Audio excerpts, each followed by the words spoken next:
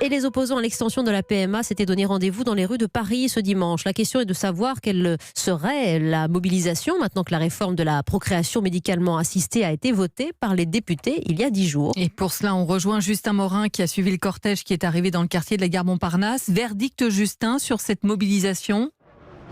Alors, verdict des organisateurs, je précise, 600 000 personnes annoncées en grande pompe sur l'écran géant ici sur cette place du 18 juin 1940, acclamées par la foule assez impressionnante, il faut le dire. Alors on attend maintenant les chiffres du ministère de l'Intérieur, mais il n'empêche, les drapeaux liberté, fraternité, paternité continuent d'être brandis ce soir. Une ambiance stade de foot à laquelle ne s'attendaient pas forcément Brigitte et Eric, venus de Louviers et de Belfort. On est très heureux qu'il y ait autant de monde. C'est vraiment une réussite prévue par personne. On espère à 100% que ça va changer. Il faut que Macron il nous entende. S'il faut, on reviendra encore.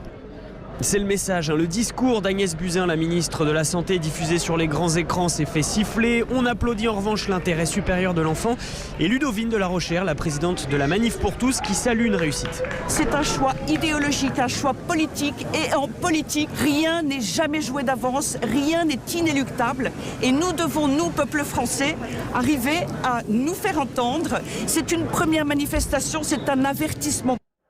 Les discours des organisateurs viennent de se terminer. Ici, les manifestants commencent à quitter la place, mais les plus motivés semblent vouloir profiter jusqu'au bout de cette mobilisation. On rejoint Justin Morin dans le cortège des opposants à la PMA.